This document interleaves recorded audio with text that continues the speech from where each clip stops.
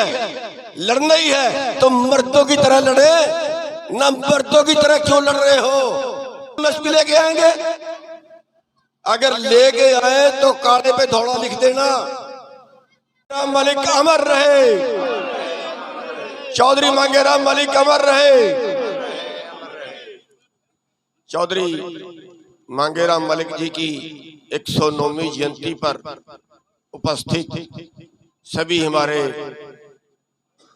किसान लीडरगण, सभी हमारे किसान भाइयों, बुजुर्गों, बच्चों, हमारी बहनें बैठे, सभी हमारे मीडिया वाले भाई,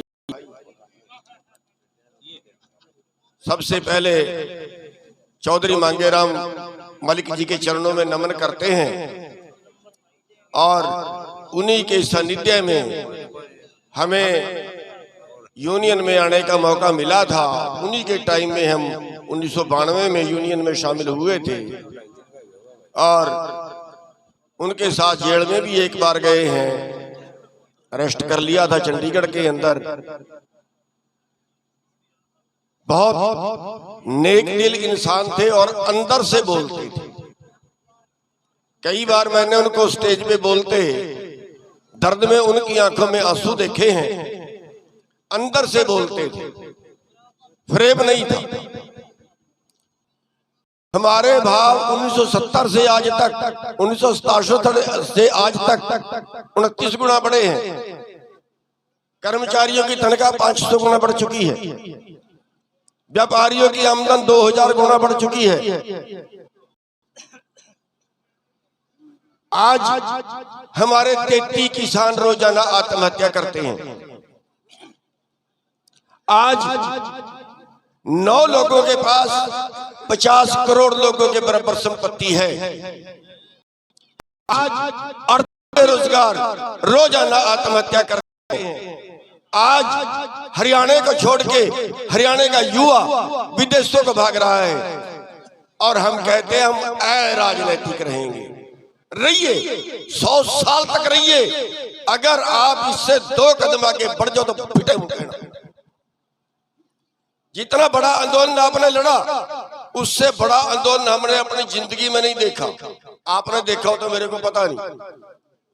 जितना आंदोलन 20-21 वाला हुआ, उससे बड़ा आंदोलन नहीं हो सकता। और जब उसमें कुछ मनवा के नहीं उठे, 3 कानून बनाए थे वो वापस ले लिए और हम खुश हो गए कि हाँ, हमने बहुत बड़ा मोर्चा मार लिया। अभी खबर आई है 2.5 लाख पंचायतों की पंचायती जमीनें जो आपकी जमीनें थी, मुश्तरका मालकान, जुमला मालकान, पट्टी दे और गऊ चरान, दौड़ीदार, ये 8 प्रकार की जमीनें सबके इंतकाल तोड़ के पंचायत के नाम चढ़ा दिए गए, म्युनिसिपल कमेटियों के नाम चढ़ा दिए गए। क्या कर लिया आपने बताइए? बच्चों जमीनें अभी खबर आ गई कि 2.5 लाख पंचायतों की पंचायती जमीनें। भैया थोड़ा सा प्लीज यहाँ साइड पे आ जाओ, वो पीछे देखने में दिक्कत ना आए। 2.5 लाख पंचायतों की पंचायती जमीनें अभी बाजार में उतारने की तैयारी, ये खबर आ गई है। यानी उनमें कंपनियों को या तो लीज पे देंगे या बेचेंगे। आपके बराबर में खेती करेंगी कंपनियां, जिसको रोकने के लिए आप दिल्ली में 750 मरवा के आए हो। अभी खबर आ गई कि 7 क्लस्टर बना रहे हैं, 50,000 हेक्टेयर का एक क्लस्टर। अभी फ्रूट में है, अंगूर में है, सेब में है, और एक क्लस्टर एक कंपनी के हवाले किया जाएगा। खर्चा कंपनी करेगी, खरीदेगी कंपनी और फिर बेचेगी भी कंपनी। जैसे ब्राउलर है, ब्राउलर में 2004 में कंपनी आई, आज 98% कारोबार ब्राउलर का कंपनियों के हवाले है। कोई पाड़ के दिखा दे ब्राउलर। अब सारा कारोबार छीनेगी, देख रहे हैं, कोई एक रेडी लगा के दिखा दे, सारे उस पे कारोबार, चाहे उस पे पेट्रोल पंप, चाहे उस पे होटल, चाहे उस पे चाय की दुकान, उस पे कुछ है, सारा उसी कंपनी का होगा, जिस कंपनी का रोड होगा। कहाँ जाएंगे भारत के लोग रोजगार करने? किसने किया? हमारे देश की सत्ता ने किया, और हम अराजनीतिक रहेंगे। अरे जिस कोर्ट में आपका वकील ही नहीं होगा, उस कोर्ट में केस जीत जाओगे क्या? और फिर लड़ना ही है तो मर्दों की तरह लड़े ना, मर्दों की तरह क्यों लड़ रहे हो? 12.5 महीने बैठे रहे बॉर्डर पे। मैंने कहा था चलो घुसे संसद के अंदर, कह रहे बंदे मर जाएंगे। 750 मर गए, किसके बेटे थे? बैठे किसान नहीं मरे क्या? अब कहते हैं एमएसपी के लिए दिल्ली जाएंगे। अरे 14 मीटिंगों में एक बार एमएसपी की बात चलाई थी क्या? तब तो ये कहते थे हमें मिल रहा है। सारे के सारे पंजाब वालों की वर्डिंग थी कि हमें तो एमएसपी मिल रहा है, हम एमएसपी के लिए क्यों लड़े? और अब किस लिए जा रहे हैं दिल्ली? अब कहते हैं एमएसपी लेके आएंगे। अगर लेके आए तो काले पे धौड़ा लिख देना। 12.5 महीने बैठ के मत्था टेक रहे थे क्या? घुसते संसद में यार मरने के लिए यार मारे, सरकार गोलियां कितने मारेगी? साथियों, जब तक आप इस राजनीति को नहीं बदलोगे ना, किसकी आएगी? एक ही आदमी की राजनीति नहीं है 70 साल से, बहुत से बदल गए हैं इसमें। एक आदमी की नहीं है। जो दूसरे आए उनका भी इतिहास है, जो ये कर रहे हैं इनका भी इतिहास है। इनकी स्पीड ज्यादा उनकी थोड़ी थी बर्बाद करने में।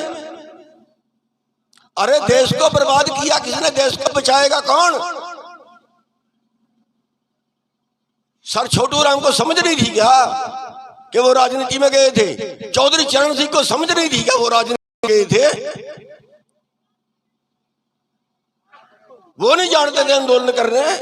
हमारे से कमजोर थे, हमारे से अज्ञानी थे।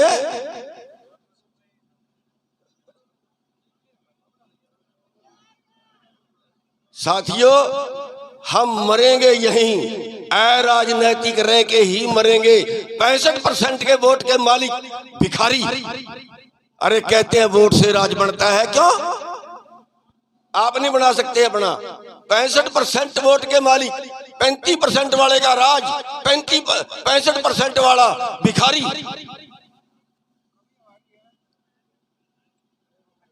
क्यों नहीं? अगर समझोगे कब, मेरे को समझ नहीं आती।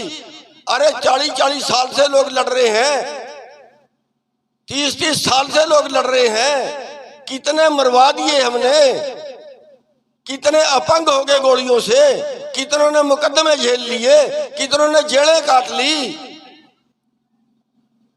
अभी हिसार में आंदोलन, अभी फतेहाबाद में आंदोलन, अभी सिरसा में आंदोलन, अभी टंकी पर चढ़ गए, अभी चौपटा में आंदोलन, फसल के बीमे का आंदोलन, ओलावृष्टि का आंदोलन, कोई और बाढ़ आ गई उसका आंदोलन, बिकी नहीं उसका आंदोलन।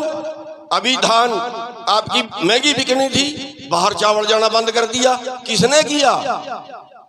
सरकार ने रोक दिया आपने।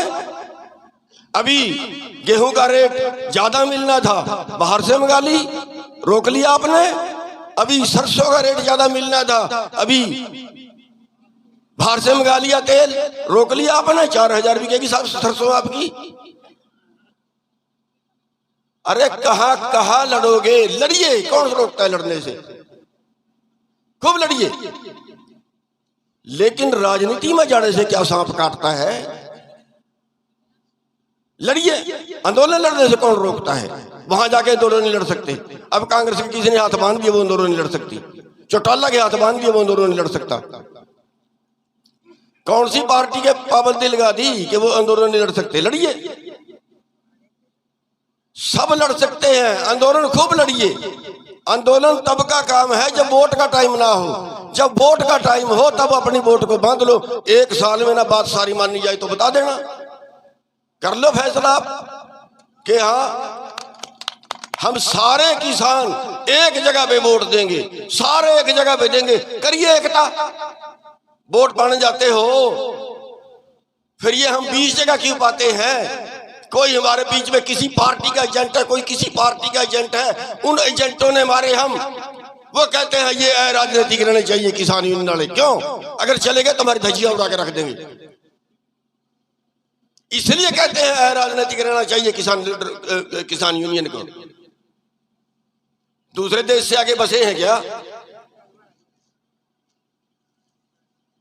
साथियों, एक ही पॉइंट आपके पास बचा है, आपके पास वोट की ताकत। अगर आज सरकार किसी चीज से डरती है, अगर आंदोलनों से डरती है, इसलिए डरती है कि अगर आंदोलन में इनको लाठी मारी, इनको गोली मारी, ये तुम्हें वोट नहीं देंगे, ये तुम्हें हरा देंगे, इसलिए डरती है।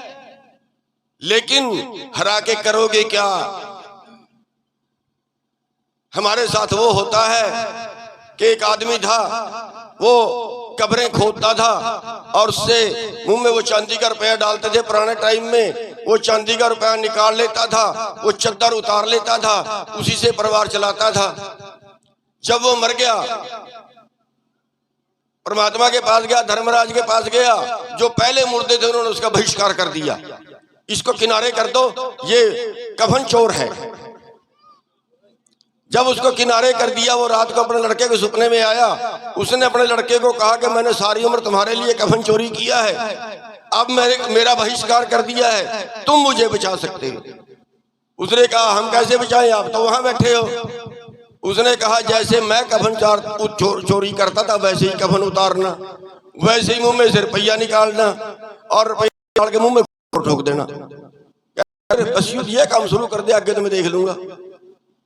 जब उसने ये काम शुरू किया और अगले मुर्दे गए, अगले मुर्दों ने कहा अरे इससे तो वो जो अब है ना, उससे तो यही ठीक था। जैसे का मुंह तो था, अब भी और ठोकते हैं।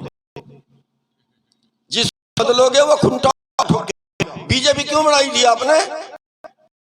इसलिए बनाई थी कि कांग्रेस बहुत गलत काम कर रही है, या कोई और कारण था? क्यों बनाई बीजेपी? बीजेपी इसलिए नहीं बनाई थी कि बीजेपी देवता है, बीजेपी इसलिए बनाई थी कि कांग्रेस बहुत गलत काम कर रही है। अब खुंटा ठोक नहीं।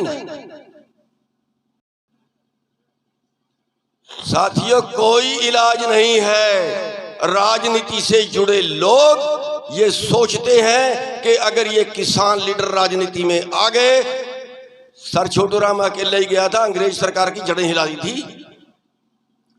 हिलाई थी कि नहीं हिलाई थी आपके सामने? अगर ये किसान लीडर राजनीति में चले गए तो बाकी किसी की जगह नहीं बचेगी, भागना पड़ेगा। इसलिए बोलते हैं राजनीतिक रहना चाहिए। तो साथियों, मैं बहुत लंबा टाइम बना लेता हुआ एक बार पुनः मांगेराम जी के चरणों में नमन करता हूं, उनके परिवार को नमन करता हूं कि उनका परिवार आज भी किसानों की लड़ाई लड़ रहा है, आज भी किसानों के साथ में, और उनका लगाया हुआ पौधा सदियों तक फल देता रहेगा। सदियों तक किसान का नाम वो जिंदा, सदियों तक किसान इस लड़ाई को आगे बढ़ाता रहेगा और संगठित होके काम करता रहेगा। हमारे संगठन बेशक चाहे कितने भी हैं, 550-600 के करीब संगठन है आज देश के अंदर, लेकिन जब कहीं वक्त आता है तो तब हम अब भी इकट्ठे हो जाते हैं। इतना तो अब भी है कि अगर कहीं एक किसान के ऊपर कहीं आंच आए तो सारे उसके लिए पहुंच जाते हैं, और आगे भी ये प्रथा हमने जारी रखनी चाहिए। एक दूसरे की टांग नहीं खींचनी चाहिए, अपना काम करें, अपना कर्म करें, दूसरे की टांग ना खींचें। अगर हम आज श्री मांगेराम जी की जयंती पे इतना सा भी प्रण लेके जाते हैं कि हाँ हम दूसरे की टांग नहीं खींचेंगे, अब आप ज्यादा काम करके दूसरे के आगे निकलना चाहेंगे, दूसरे की टांग खींच के दूसरे को गिरा के आगे ना निकलना चाहेंगे, बल्कि आप काम करके दूसरे से आगे निकलना चाहेंगे। और जहां मुसीबत होगी किसी के ऊपर, वहां हम सारे इकट्ठे होंगे।